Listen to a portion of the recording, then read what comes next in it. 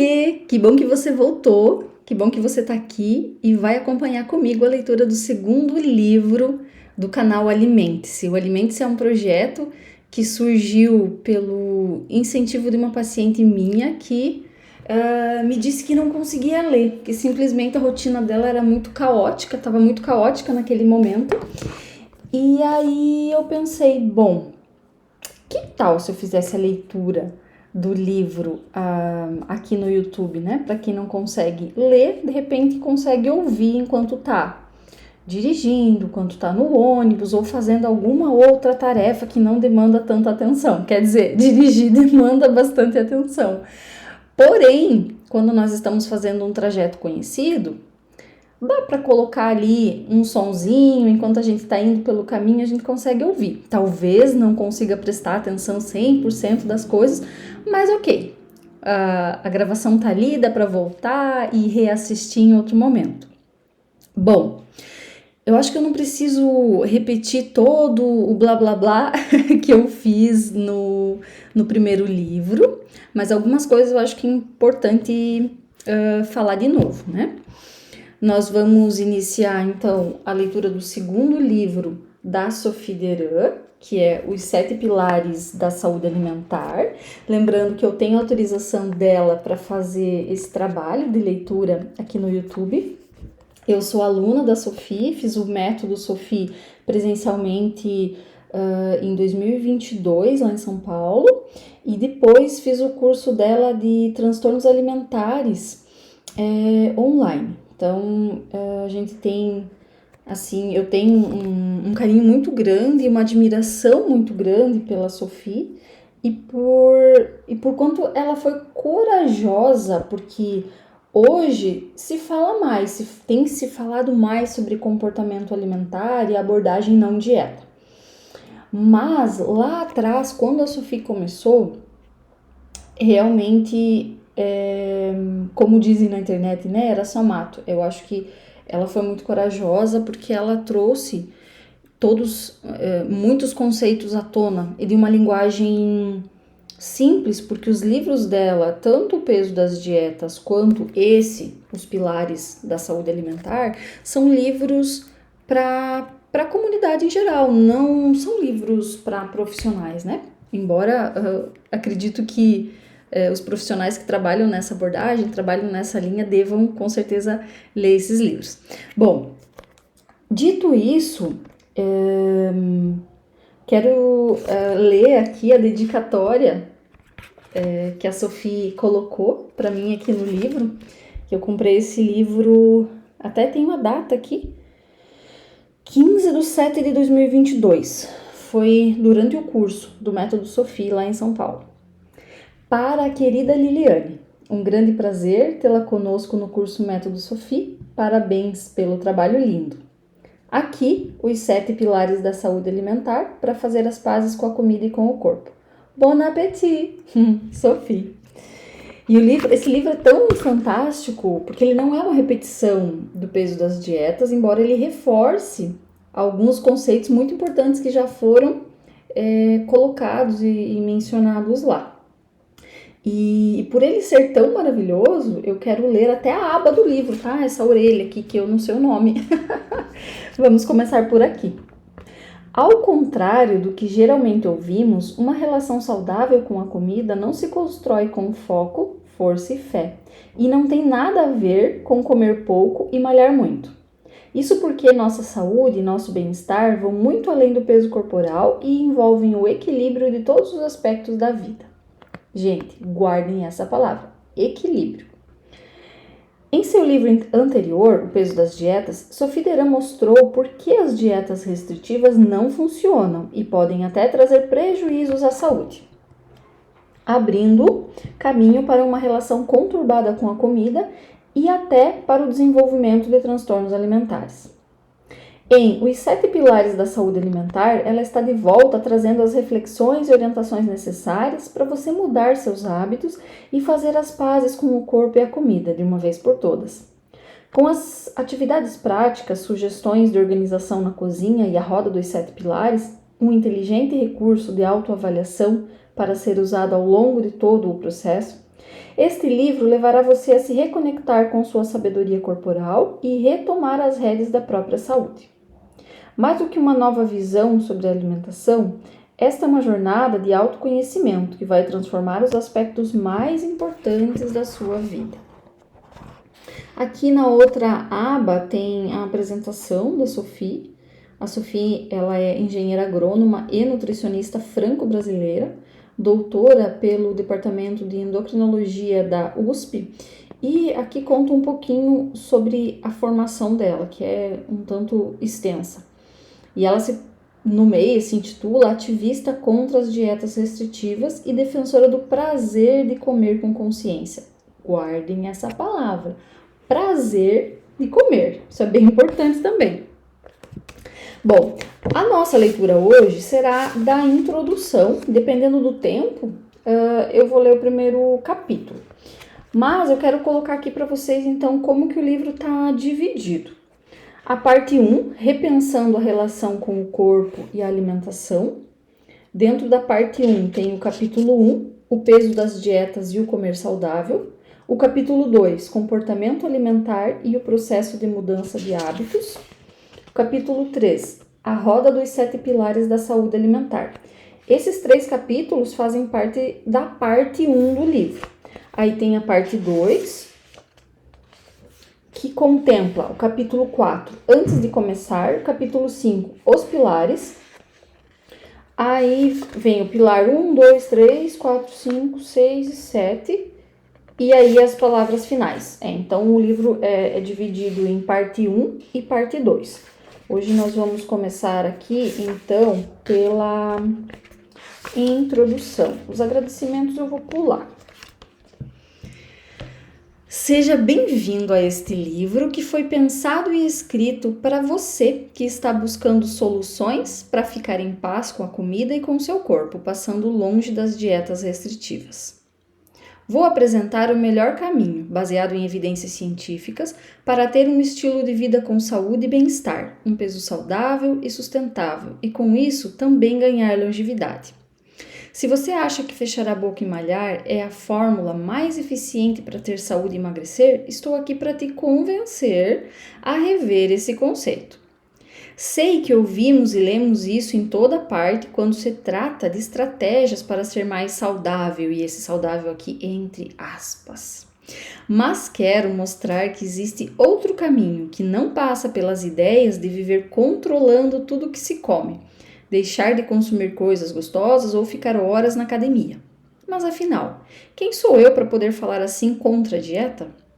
Sou uma nutricionista franco-brasileira com doutorado pelo Departamento de Endocrinologia da Faculdade de Medicina da Universidade de São Paulo, com foco em obesidade e genética. Sou especialista em tratamento de transtornos alimentares e pesquisadora em neurociência do comportamento alimentar. Atualmente, sou coordenadora do projeto de genética do ambulatório do Programa de Transtornos Alimentares, Ambulim, do Instituto de Psiquiatria do Hospital das Clínicas. Sou também engenheira agrônoma formada em Paris, na França. E antes de tudo, sou mãe de 4 filhos adultos e avó de uma netinha incrível. Estudei bastante antes de começar a falar sobre as coisas que defendo e de me tornar uma ativista contra dietas, especialmente entre crianças.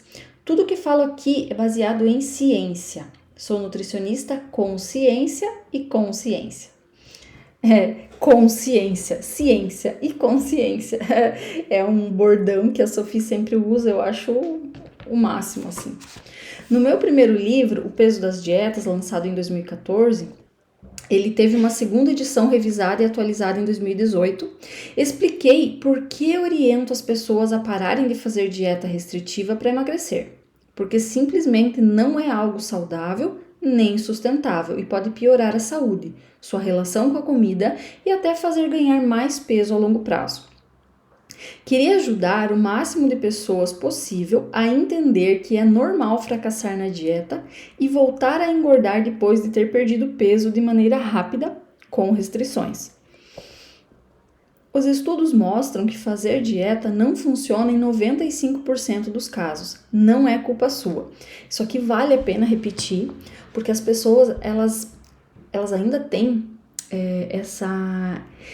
essa sensação, essa impressão de que elas falharam. E dificilmente elas param para analisar que não foi ela, que foi a dieta. Então, eu me sinto quase como um disco riscado falando isso, né? Dieta não funciona em 95% dos casos, e não é culpa sua, mas é realmente isso, assim, isso precisa ser repetido.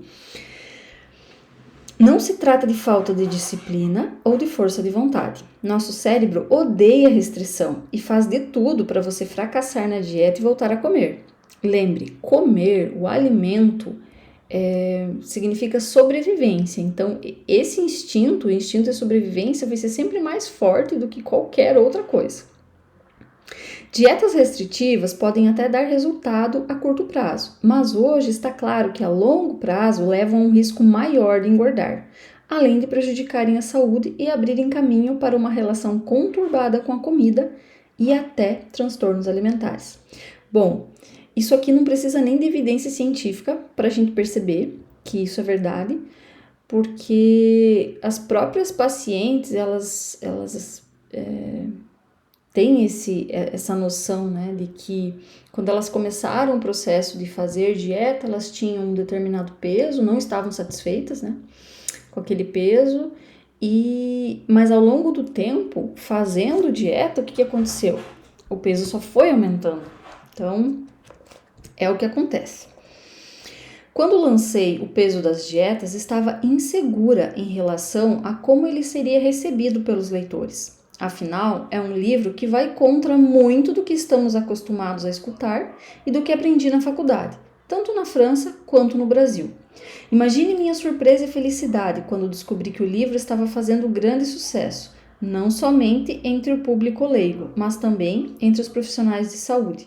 Ele acabou tornando-se um best-seller. Gente, isso é muito real. Eu me formei em nutrição em 2010. Nós estamos em 2023, então são 13 anos. E ainda na minha graduação, a gente aprendia a matemática da nutrição, que é essa coisa do metabolismo basal, a taxa metabólica da atividade física, todos esses cálculos, e aí parece uma matemática simples, né?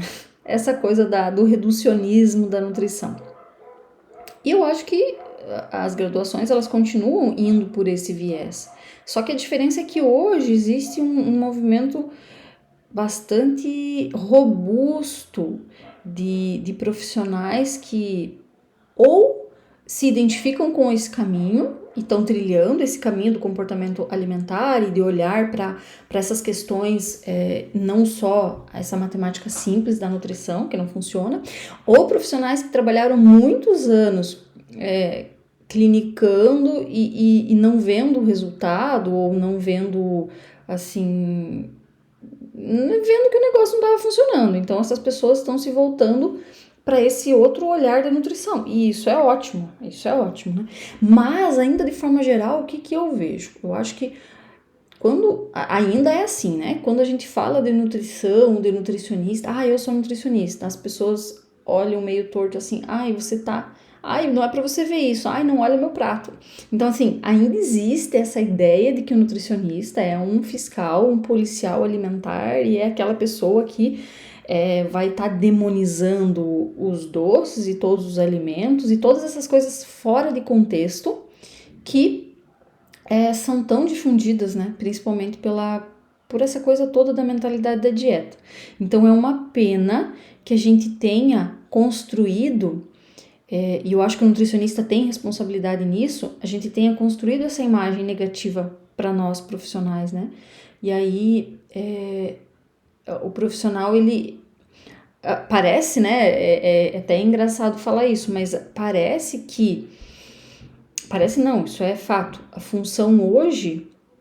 A minha função hoje no consultório é ajudar as pessoas a se preocuparem menos com comida. Parece contraditório, né? E aí quem vem, a maior parte dos meus pacientes, eles são pessoas que têm uma preocupação muito grande com a alimentação, tem muita noção de da composição, dos aspectos nutricionais, tem uma boa alimentação, mas existe uma tensão muito grande, né? E esses dias eu ouvi de uma paciente que ela se sentiu, e ela me relatou assim que ela fez um bolo em casa e ela lembrou de mim, porque a gente conversou sobre algumas questões relacionadas à memória afetiva e o quanto a alimentação é mais importante do que só matar a fome, né? Que é algo que a gente sempre conversa.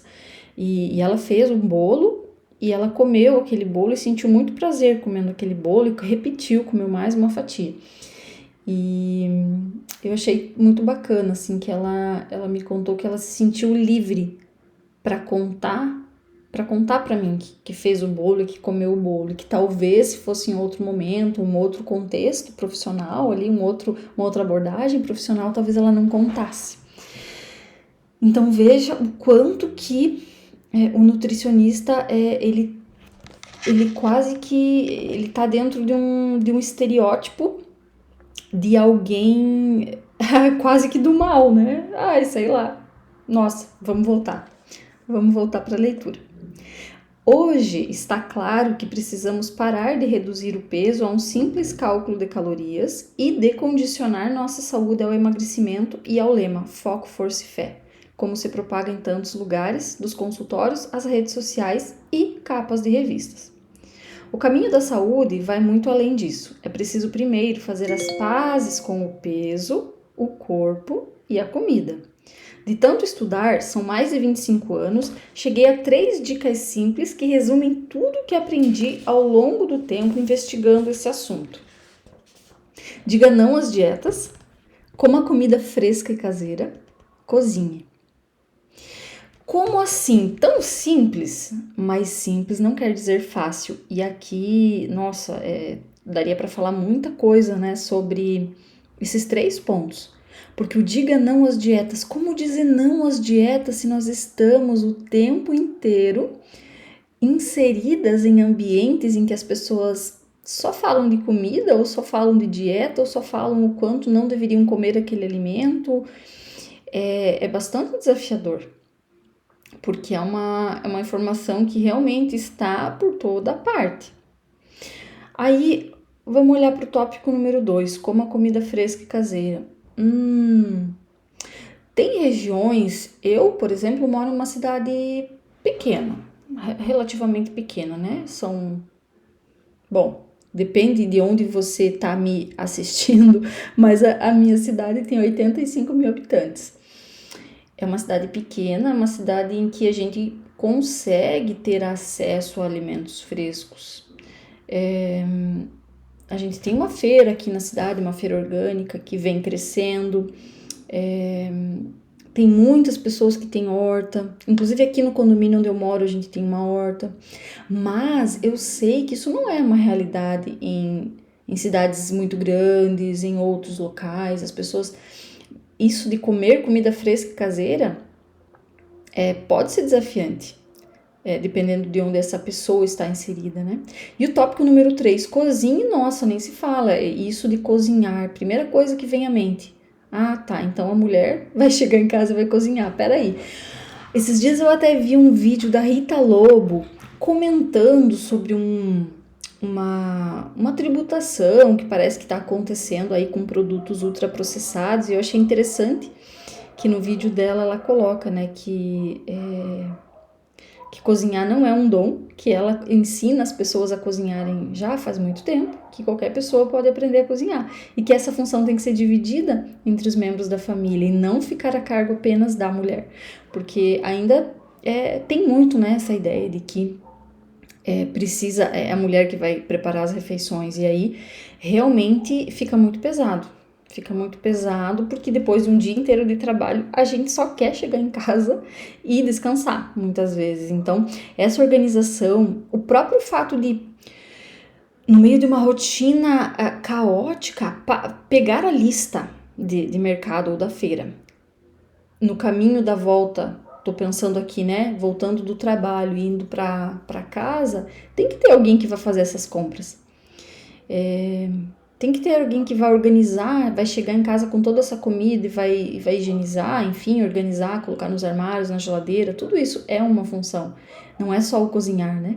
Porque o primeiro passo de a gente conseguir comer comida fresca e caseira é cozinhar, mas aí antes de cozinhar é ter toda essa organização de ter os ingredientes, porque também não dá para querer cozinhar, abrir os armários e não ter nada, né? Isso é muito complexo nos dias de hoje, principalmente considerando que a maior parte das pessoas tem uma carga horária de trabalho de 8, 10 horas, 12 horas por dia, contando o deslocamento e o horário de trabalho mesmo, sabe? Então, é bem isso que a Sophie coloca aqui. É simples, mas não quer dizer que seja fácil. Porém, precisa haver um desejo, né? Porque aqui até agora eu falei dos obstáculos, né? Do quanto pode ser desafiante. Tanto dizer não às dietas, quanto comer comida fresca caseira, quanto cozinhar.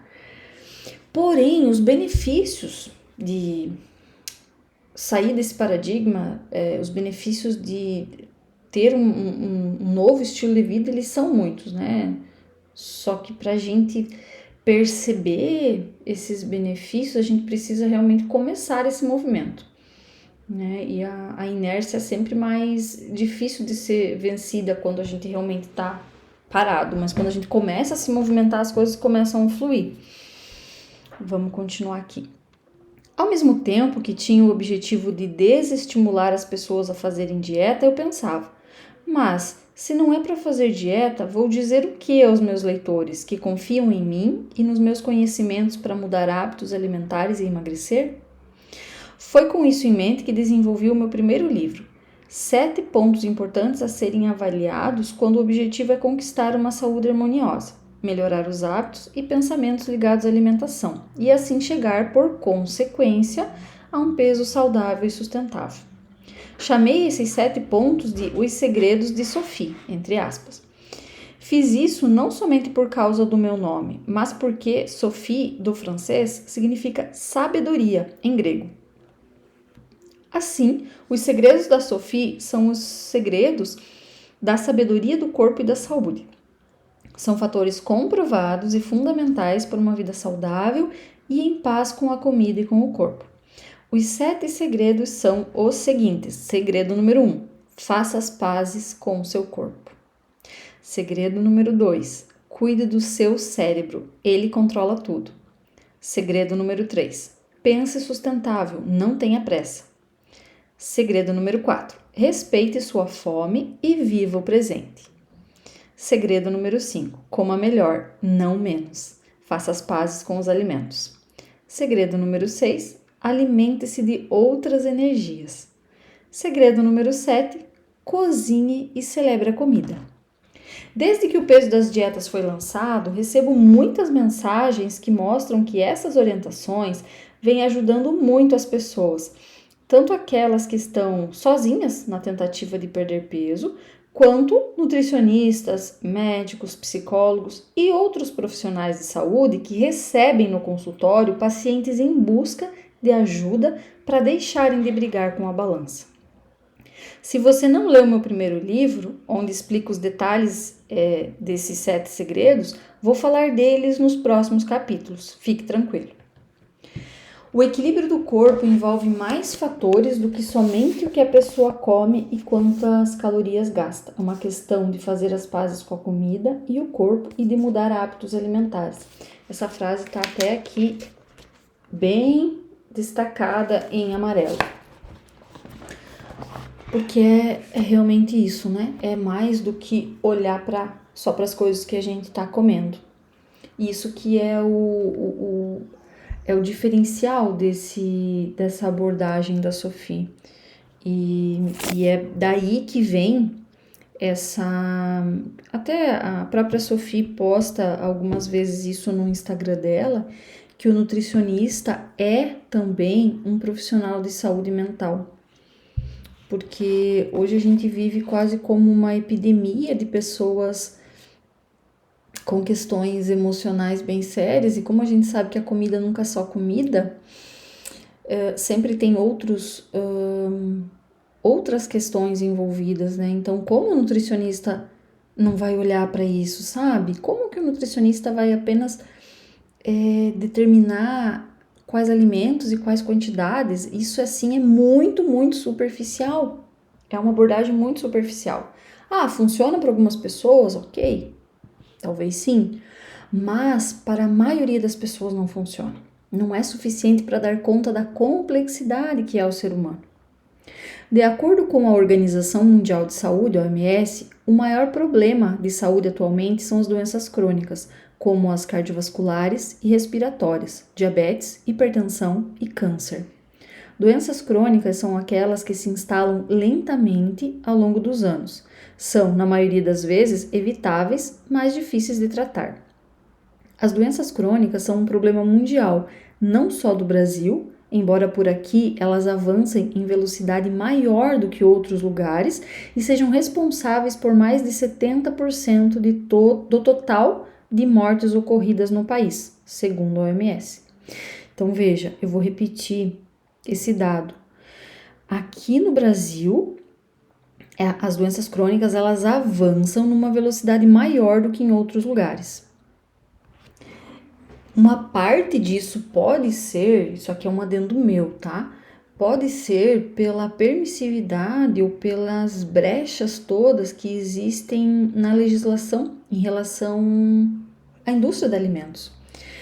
Porque é algo que eu já comentei na leitura do livro anterior e, enfim, eu vou repetir, que os alimentos no Brasil, eles são mais doces do que os alimentos fora.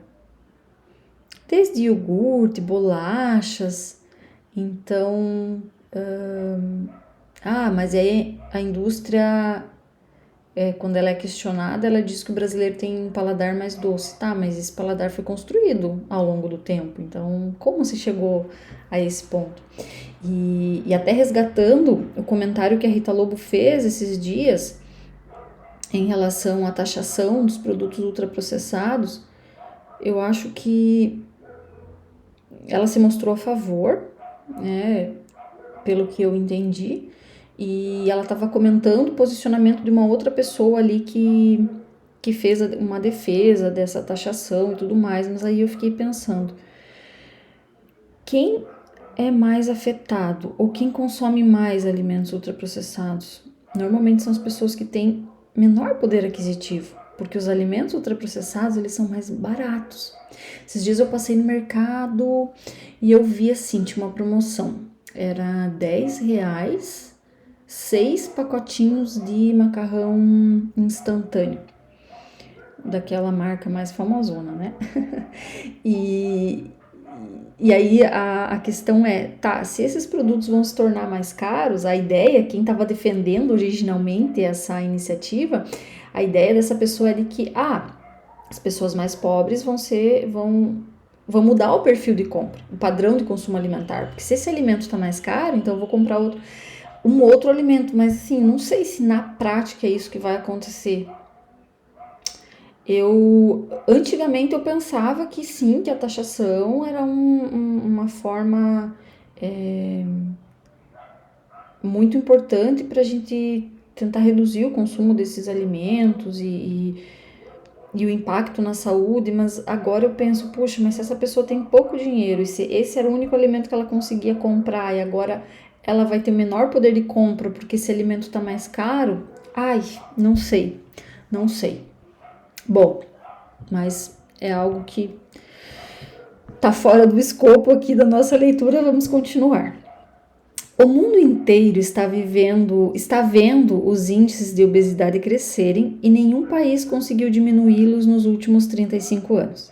Até hoje não existe tratamento para resolver o problema das doenças crônicas e do excesso de peso. Todos os medicamentos, dietas e cirurgias apontados como solução para esses casos têm riscos e efeitos colaterais. Isso deixa os profissionais de saúde um tanto perdidos. Afinal, por décadas, eles aprenderam a curar doenças com remédios, o que funcionou muito bem, para quase erradicar doenças bacterianas como a tuberculose, por exemplo. Em 2020, começou a pandemia do Covid-19, causada pelo novo coronavírus, que se mostrou inédita e avassaladora. Ela desafiou toda a cadeia de saúde e criou uma crise sanitária enorme, que certamente será sentida pelos próximos anos. Para lutar contra as doenças crônicas não existem remédios nem vacinas. O que fazer então se não há comprimido ou terapia que possa resolvê-las? O que prevalece na ciência, algo com que todo mundo está de acordo atualmente, é que em saúde a prevenção é o melhor remédio. Mas como prevenir doenças crônicas? O consenso na saúde hoje é que o melhor que podemos fazer para diminuir o risco de desenvolver doenças crônicas é seguir um estilo de vida saudável, trocando hábitos nocivos por outros mais saudáveis. Ou seja, a solução está dentro da casa de cada pessoa. Eu criei uma palavra aqui que não existia. A solução está dentro de cada pessoa e não da casa de cada pessoa, que é indiretamente, mas ok. E não há uma receita ou fórmula que funcione para todo mundo. E aí está o grande desafio. Mudar hábitos é a solução para adotar um estilo de vida mais saudável. Mas não é algo que possa prescrever em uma receita médica e mandar o paciente seguir. Mudar hábitos é algo bem mais complexo do que apenas tomar remédio ou controlar o peso na balança e perder centímetros na cintura. Infelizmente, muita gente ainda acredita que essa receita funciona porque nossa sociedade e nosso sistema de saúde se acostumaram a focar no número de quilos que a balança mostra para determinar se a pessoa está saudável ou não. Para piorar, confunde-se saúde com magreza e magreza com beleza. Essa mentalidade gordofóbica está na origem do desenvolvimento de uma sociedade cheia de neuras frente ao ato de comer, o que leva cada vez mais ao comer transtornado, isto é, comportamentos alimentares que não são saudáveis, mas não preenchem os critérios para diagnosticar um transtorno alimentar específico, como a anorexia ou bulimia. Pular refeições, restringir grupos de alimentos, ter episódios de exagero ou compulsão, geralmente acompanhados de emoções negativas relacionadas à comida, como medo, culpa, vergonha e ansiedade, por exemplo, fazem parte do comer transtornado. Gente, quando eu vejo isso daqui, até dá vontade de respirar fundo, né? Pular refeições, restringir grupos alimentares específicos, ter episódios de exagero ou compulsão, geralmente acompanhados de emoções negativas relacionadas à comida, como medo, culpa, vergonha, ansiedade, por exemplo, fazem parte do comer transtornado. Quando eu leio isso, eu penso, puxa vida, poucas pessoas que eu conheço, eu posso dizer que não têm um comer transtornado. Porque hoje os pacientes eles chegam no consultório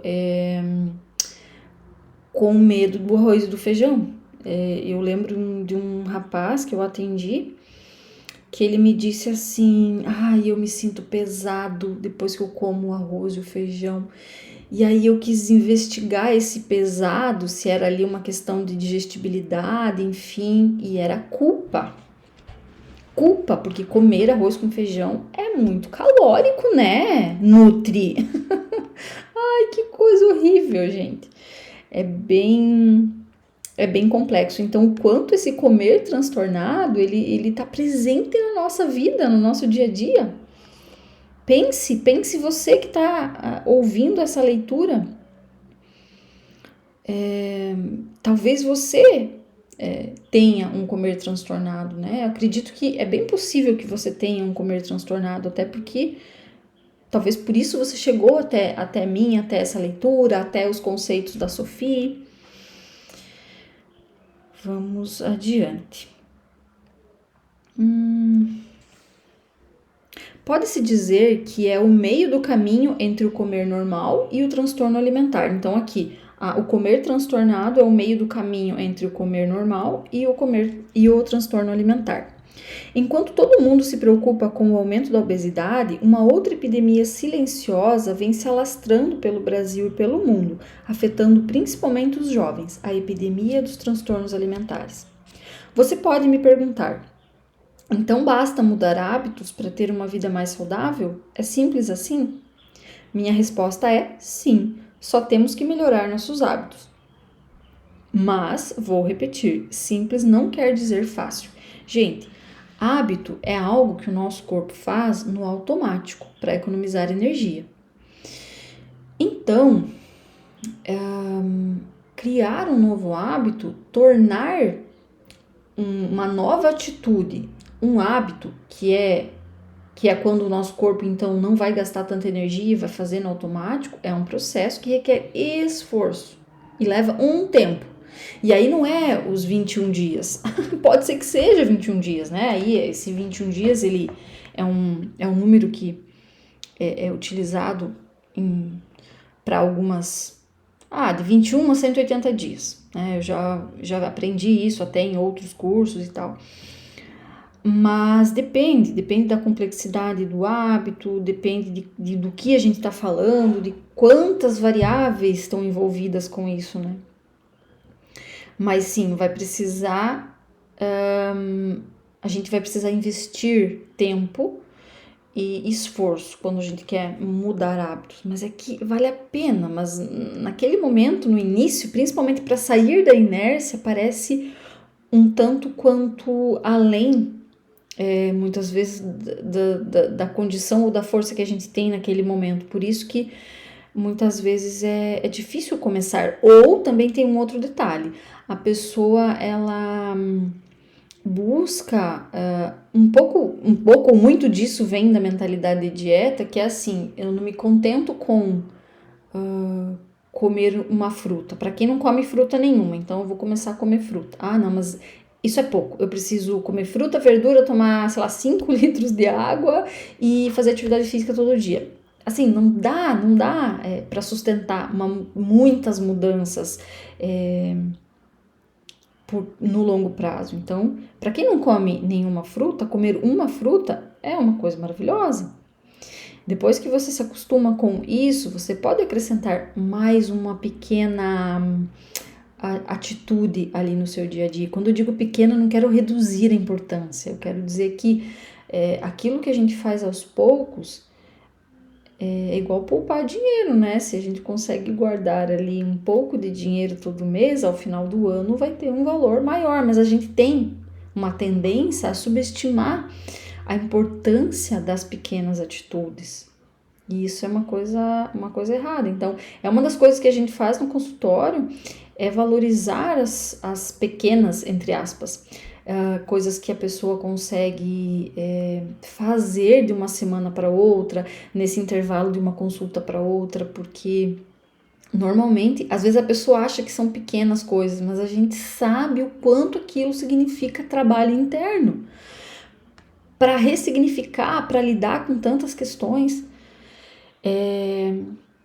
Então, é isso, assim, ele vai dar um trabalho, vai exigir um esforço no início, mas é isso, assim, a construção desses novos hábitos alimentares realmente, ela vai dar mais trabalho no início. Para transformar seu estilo de vida, é preciso primeiro entender por que você se comporta de determinadas formas, tanto em relação à comida quanto em outras áreas da vida, e então buscar hábitos mais saudáveis. Depois, é importante compreender que uma mudança duradoura precisa começar dentro de você, ou seja, a decisão precisa ser sua, e não de qualquer outra pessoa. Não adianta o médico, a nutricionista ou o livro dizerem o que precisa ser feito. Eu quero chamar a atenção de vocês aqui, pessoal, para o início desse parágrafo, quando a Sophie coloca assim: para transformar seu estilo de vida, é preciso primeiro entender por que você se comporta de determinadas formas. E aqui a beleza do trabalho, desse trabalho que a gente faz, que é de terapia nutricional, porque sempre os comportamentos que a gente tem por mais que eles pareçam negativos, mas eles sempre trazem algum benefício. Porque senão a gente não faria eles. Então, vamos começar a pensar assim mais profundamente. Quais benefícios eu tenho fazendo o que eu faço hoje? Mesmo que sejam comportamentos que de repente você não gosta, ou que você queira mudar. Me veio um exemplo aqui como o hábito de fumar. Então vamos imaginar que alguém está tentando parar de fumar. E fumar, tecnicamente, né, a gente já sabe que não faz bem para a saúde. Mas então por que eu fumo? Quais benefícios eu tenho ao fumar? Eu tenho um relaxamento. Eu tenho um alívio. De repente é a única forma de me distrair depois de um dia inteiro estressante de trabalho, né? Foi um exemplo assim muito, muito simples, mas que eu acho que é capaz de mostrar, de registrar muito bem o que essa frase da Sophie quer dizer. Então, todo comportamento ele traz algum benefício, por mais que ele esteja mais inconsciente, e aí a importância do profissional ter essa habilidade para conduzir a conversa, para ajudar o paciente a entender, né, esses motivadores, esses porquês. Pare de terceirizar a sua saúde e volte a ser seu próprio dono. Você é o seu melhor especialista. Essa frase também está em destaque aqui em laranja e eu acho muito legal isso. Você é o seu melhor especialista.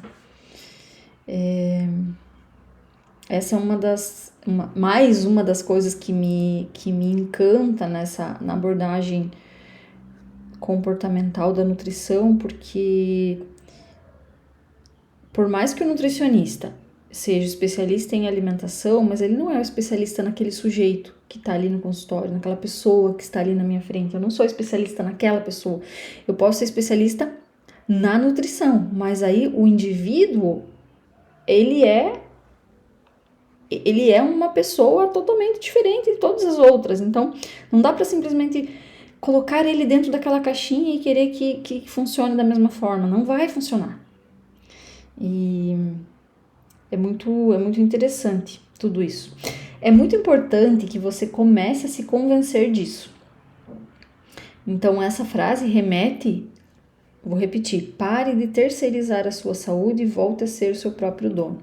É muito importante que você comece a se convencer disso.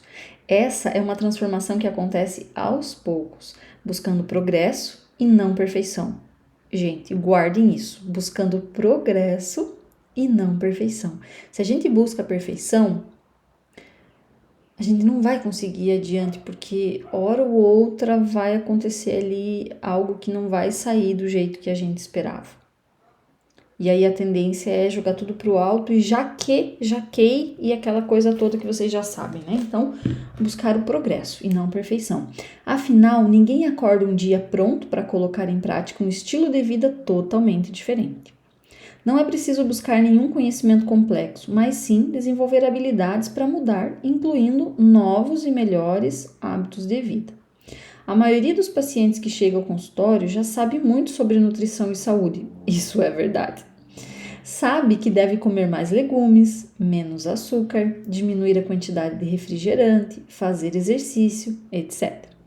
O problema é que eles geralmente chegam com muitas crenças limitantes e erradas sobre o que, quando e quanto comer, e têm dificuldade para colocar esses hábitos em prática. Julgam-se e culpam-se por achar que não têm força de vontade. Com isso, acabam levando uma vida de sofrimento frente ao comer. Estou aqui para dizer que mudar é possível, mesmo não sendo fácil. Nenhum processo de mudança é super tranquilo. O primeiro passo é querer mudar. Se você está lendo esse livro, é porque provavelmente já deu esse passo. Depois, é importante ter paciência e calma, ir definindo metas possíveis para você e comemorando cada conquista. Para transformar a sua relação com a comida, é mais eficiente ir devagar, respeitando o seu tempo e os seus limites, do que colocar na cabeça que a partir de amanhã só vai comer alimentos saudáveis, o que é insustentável e tende a não durar mais do que alguns dias, além de gerar uma porção de sentimentos negativos e culpa por sentir-se fracassado. Você já viu esse filme antes, não é mesmo? Qualquer transformação consistente só pode acontecer quando fizer sentido para você. Mudanças gradativas levam a um novo estilo de vida. No percurso, você ganha autonomia e autoconfiança. Com esse livro, quero ajudar você a se empoderar, se reconectar e se apropriar das suas escolhas, parando de agir de forma automatizada e movida por modismos. Assim, você terá sucesso na sua transformação e conseguirá chegar à sua melhor versão, retomando o leme do seu barco. Saúde é autonomia e sabedoria interior. Nessa jornada, vamos conhecer a roda dos 7 pilares da saúde alimentar, uma ferramenta de autoconhecimento, autoavaliação e autogestão das mudanças no comportamento alimentar, que uso com meus pacientes no consultório. É uma das melhores ferramentas do meu curso Método Sophie, que ofereço a profissionais. Essa roda é uma adaptação da roda da vida, um recurso bastante utilizado no universo do coaching, para trabalhar meus 7 segredos para a saúde alimentar. Ela foi elaborada em 2016, quando realizei o meu primeiro curso para profissionais de saúde, junto com as queridas Audrey Deran, minha filha, Rosileike Leiros, que são coach e master coach em PNL, programação neurolinguística, respectivamente. Durante meus estudos e atendimentos, tanto no hospital quanto no consultório, percebi que um profissional de saúde capacitado com recursos e técnicas de coaching consegue praticar um atendimento melhor do que um que não os tenha, ou mesmo do que um coach que não possua formação em saúde, como tantos que existem por aí. Existe até pesquisa científica comprovando isso, publicada no periódico Obesity em 2013. A roda dos 7 pilares da saúde alimentar é resultado dos meus mais de 25 anos de estudo em ciência da nutrição, nutrigenômica e neurociência do comportamento alimentar. Ela é um desenvolvimento mais abrangente e mais prático dos meus 7 segredos, inclusive com subpilares que ajudam a visualizar os passos a seguir. O objetivo de trabalhar com ela no processo de mudança de hábitos é identificar aspectos da vida que podem estar afetando sua saúde, impedindo que você tenha uma relação saudável com a comida, com o seu peso e com o seu corpo. Além disso, a roda vai ajudar você a parar de focar somente no peso e no fechar a boca e malhar, que é o que acaba prejudicando muita gente em processo de mudança. Saúde é muito mais do que isso. Ao longo dos anos, percebi que a roda dos 7 pilares da saúde alimentar é um recurso capaz de estimular as pessoas a tomarem as rédeas da própria sabedoria corporal, na direção de ter mais saúde e bem-estar, em vez de confiá-la a um terceiro, ainda que seja um profissional de saúde. Esse livro é um aliado em sua jornada de descoberta de uma vida mais saudável. A ideia é que ajude você a navegar seu barco pelo mar da sua vida, guiando-o na direção de escolhas melhores, vencendo as tempestades da preocupação com o peso, das dietas, do comer transtornado e do prejuízo à saúde. Ninguém conhece e domina seu barco melhor do que você. Ninguém conhece e domina seu barco melhor do que você. Nem sua nutricionista, nem seu médico, nem seu coach, nem seu personal da academia. Só você precisa voltar a ter a autonomia e sabedoria para navegar. No capítulo 3, vou orientar em detalhes como completar a roda dos 7 pilares e usar os resultados para guiar as mudanças de hábito que você julgar necessárias. Pessoal, esse livro da Sophie é bem legal porque ele é bem prático, ele tem vários exercícios ao longo dos capítulos. Então, se você tá por aqui e gosta e tem afinidade com esse tema, seria interessante se você adquirisse o livro da Sophie para que você pudesse, ao longo do processo da leitura, que você realmente conseguisse fazer os exercícios que ela propõe, preencher a roda e ir monitorando o seu avanço na interpretação dos conceitos e até o quanto isso reflete na mudança da sua roda, porque você vai fazer o primeiro preenchimento da roda. E visualmente dá para notar ali qual pilar que está mais precisando de mais atenção, ou qual que está mais tranquilo. E aí, com o passar do tempo, você pode ir repetindo esse exercício, preenchendo de novo a roda, né, para ver a sua evolução. É bem interessante, serve também como uma forma de motivação. Vamos lá.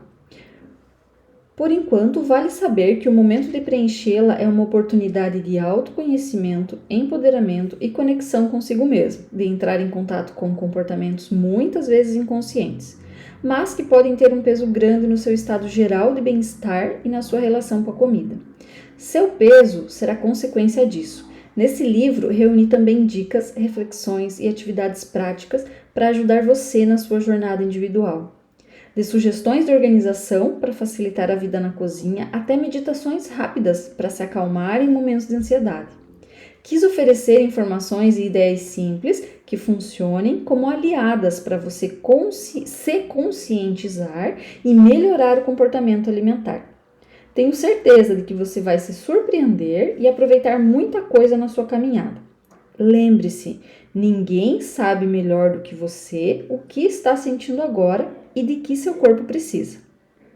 É importante continuar seguindo as indicações do seu profissional de saúde, caso esteja em tratamento, e entender que esse livro não é para você se tratar, mas para ajudá-lo a mudar seu estilo de vida e sua relação com a comida e com o corpo. Como qualquer transformação que vale a pena, esta que você está prestes a iniciar pode ocorrer aos poucos, sem pressa. Só assim ela vai durar para sempre. Ai, que delícia, né? Aos poucos, sem pressa, só assim ela vai durar para sempre.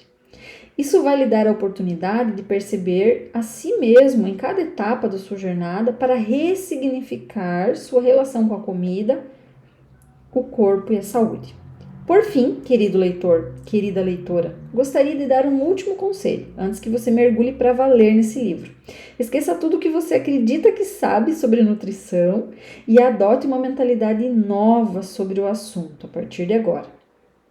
Desejo uma boa leitura, boa prática, uma transformação satisfatória e, é claro, um bon appétit! Bon appétit! Bom, a leitura, então, nós fomos até a página 19 e na próxima semana nós vamos continuar na parte 1, que é repensando a relação com o corpo e a comida. Espero que vocês tenham gostado da leitura de hoje e quero fazer um agradecimento especial para minha paciente Lilian, querida, que me deu um feedback muito bacana do processo que ela está passando e do quanto a leitura do livro O Peso das Dietas, que já está há um tempo aqui no YouTube, tem ajudado ela. Então isso para mim foi um incentivo, porque as coisas não estão sendo muito fáceis para mim. E aí eu consigo, as coisas que ela me falou e o quanto ela disse que a leitura estaria ajudando ela a ter um novo olhar para a relação com a comida, e eu fiquei bem feliz. Então agradeço a você pelo carinho, Lilian, e também espero que outras pessoas estejam se beneficiando e assim a gente continua essa nossa caminhada. Então, beijos a todos, um abraço forte e até a próxima semana.